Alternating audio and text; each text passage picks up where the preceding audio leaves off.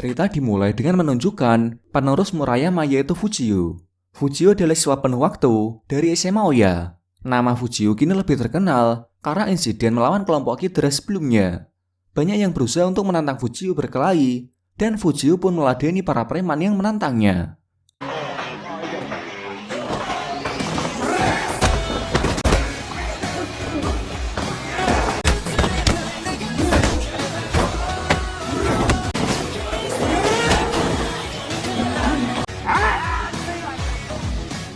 Setelah mengalahkan preman itu, Fujio diajak Tsukasa untuk makan bersama.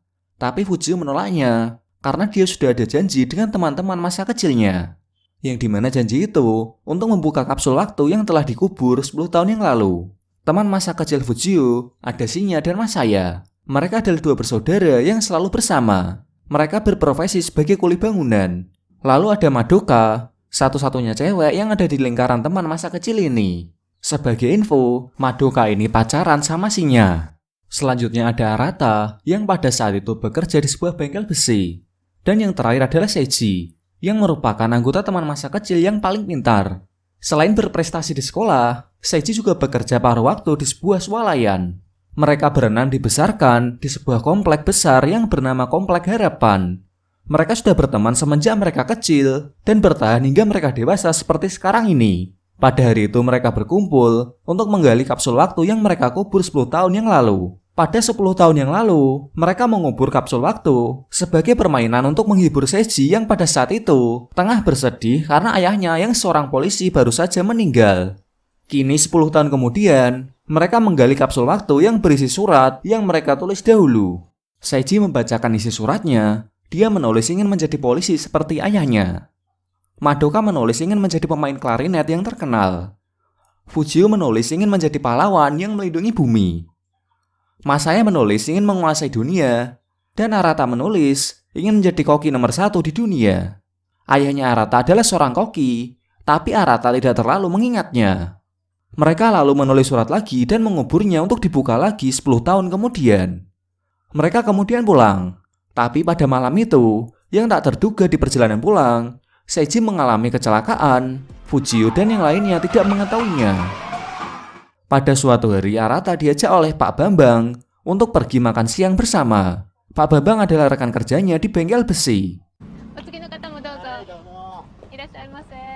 Pak Bambang mengajaknya untuk makan di sebuah kedai yang mempunyai makanan yang enak. Menu andalan kedai ini adalah nasi omelet. Arata pun memesannya berdasarkan rekomendasi dari Pak Bambang.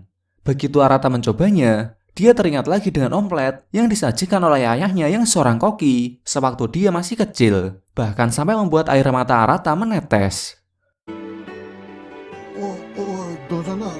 Bibi pelayan pun sampai bertanya kepada Arata kenapa menangis. Pada momen itu, Chef Party melihat Arata dari belakang. Keesokan harinya, Arata ketagihan datang lagi ke restoran itu dan mencoba menu yang berbeda kali ini. Dia mencoba menu mie sedap. Chef Party lagi-lagi melihatnya. Arata pun merasa bahagia dengan kedai itu. Oleh karena itu beberapa hari kemudian, Arata datang ke kedai itu untuk melamar bekerja. Chef Party mau aja menerima Arata, tapi nggak bisa membayar gaji yang tinggi, karena itu adalah kedai yang kecil. Tapi Arata nggak mempermasalahkannya, asalkan dia bisa belajar menjadi koki bersama Chef Party. Chef Party pun menerima Arata untuk bekerja di situ. Lanjut ke Masaya. Masaya datang ke sebuah toko kue. Itu dia lakukan karena naksir dengan penjaga tokonya. Penjaga tokonya bernama Maho. Masaya sering datang ke toko itu, tapi pada suatu malam, dia melihat Maho sedang diganggu oleh seorang cowok, sebut saja namanya Udin. Udin naksir dengan Maho, tapi Maho menolaknya. Maho yang mengetahui kalau Masaya mengintip di balik dinding, dia kecewa kepada Masaya karena nggak mau menolongnya ketika sedang diganggu oleh pria lain. Untuk itu Masaya menebusnya. Ketika keesokan harinya, Udin datang lagi untuk menemui Maho. Melihat itu Masaya datang dan mengejar si Udin dan mengancam agar Udin jangan lagi mengganggu Maho.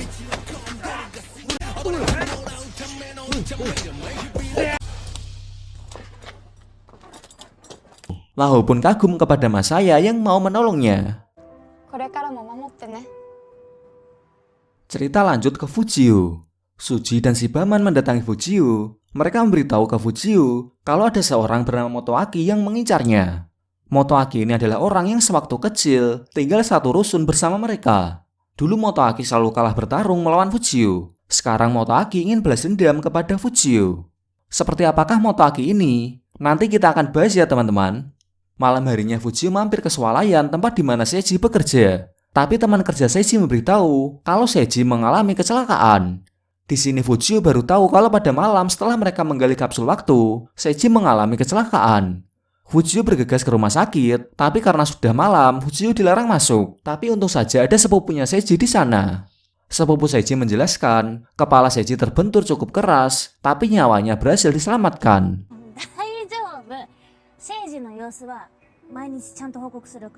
Keesokan harinya, Fujio memikirkan nasib Seiji. Tapi gak lama setelah itu datang Motoaki menghampiri Fujio. Motoaki menantang Fujio untuk membalas dendam masa kecil. Tapi karena situasi yang runyam, Fujio menolak untuk bertarung. Toge. Lanjut kita ke Arata lagi. Arata bekerja dengan giat di kedai Chef Party. Tapi kemudian Chef Party menjelaskan kalau dia sudah mengenal Arata sebelumnya. Karena ternyata ayahnya Arata dulu adalah teman dekat dari Chef Party. Dan kedai itu rencananya adalah kedai yang dibangun bersama dengan ayah Arata. Tapi sayangnya ayahnya Arata keburu meninggal. Entah kenapa seperti takdir, Chef Party dipertemukan dengan Arata yang melamar di kedai itu. Kemudian Arata menangis mendengar kisah itu. Dia teringat lagi dengan ayahnya sewaktu dia kecil. Lanjut lagi ke Masaya. Saat Masaya berjalan dengan Miho, dia diserang oleh Udin dan teman-temannya. Udin dan kawan-kawan menyerang Masaya, tapi karena Masaya jago berkelahi, mereka semua dibikin kabur.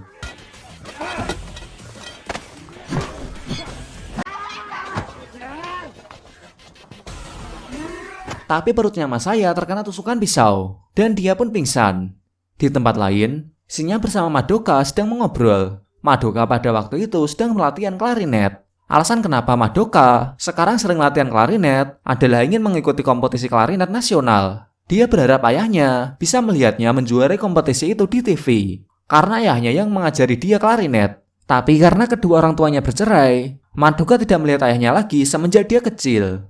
Gak lama kemudian, mereka mendapat kabar kalau Masaya masuk ke rumah sakit karena tertusuk pisau. Mereka pun bergegas datang ke rumah sakit, tapi untung saja keadaan Masaya baik-baik saja. Di sana ada ibunya Shinya dan Masaya juga.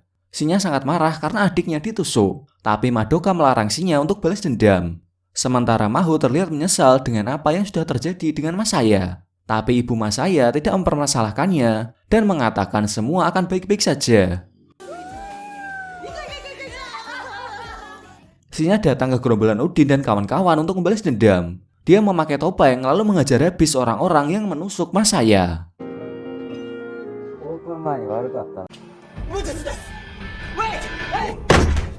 Lalu diceritakan Madoka mengikuti kompetisi klarinet nasional dan secara singkat cerita, dia berhasil menjadi juara di kompetisi itu.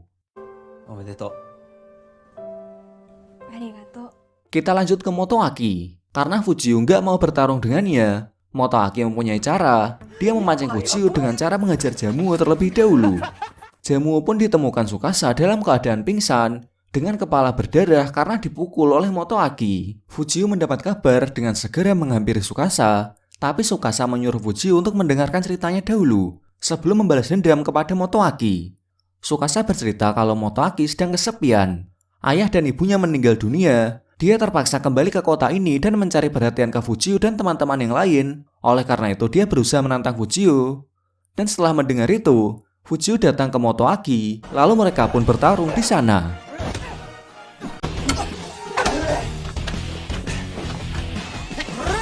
Fujio dengan tangan kosong, sedangkan Motoaki dengan pentungan.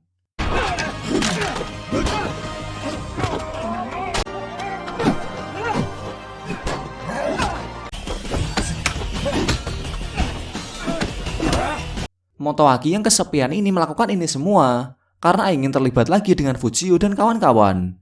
Karena dia kesepian dan sekarang dia adalah sebatang kara. Saat Motoaki sudah kalah, Tsukasa, Suji, dan Shibaman datang. Fujio mengulurkan tangannya ke Motoaki, mengisyaratkan kalau dia menerima Motoaki untuk berteman dengan mereka. Mereka lalu bubar dari situ. Balik ke Mas saya udah bisa pulang. Mereka pun merayakan kesembuhan Mas saya dan kemenangan Madoka karena sudah juara kompetisi klarinet. Mereka pun terlihat sangat bahagia. Di tempat lain, Fujio bertemu dengan sepupunya Seiji. Sepupunya Seiji menjelaskan kalau Seiji sudah siuman, tapi Seiji hilang ingatan. 記憶がないみたいなのね。 Sambil menangis, sepupu Seiji menceritakan kalau Seiji kehilangan ingatan karena benturan keras di kepala. Fujio lalu menghampiri Seiji. Ternyata benar, Seiji tidak mengenali Fujio. どなたですか? Fujio akhirnya memberitahu yang lainnya kalau Seiji sedang di rumah sakit dan lupa ingatan. Madoka sangat sedih karena Seiji adalah orang harapan mereka satu-satunya. Fujio menjelaskan kalau Seiji terkena amnesia dan tidak mengenalinya. Tapi ingatan Seiji mungkin bisa kembali kalau ada pemicunya yang kuat. Misalnya tempat-tempat nostalgia dan musik yang pernah didengar sewaktu kecil. Seiji sudah dibawa berkeliling di sekitar situ, tapi hasilnya percuma. Tapi lalu Arata punya ide, bagaimana kalau Seiji diajak makan masakan yang sering mereka makan sewaktu kecil dulu.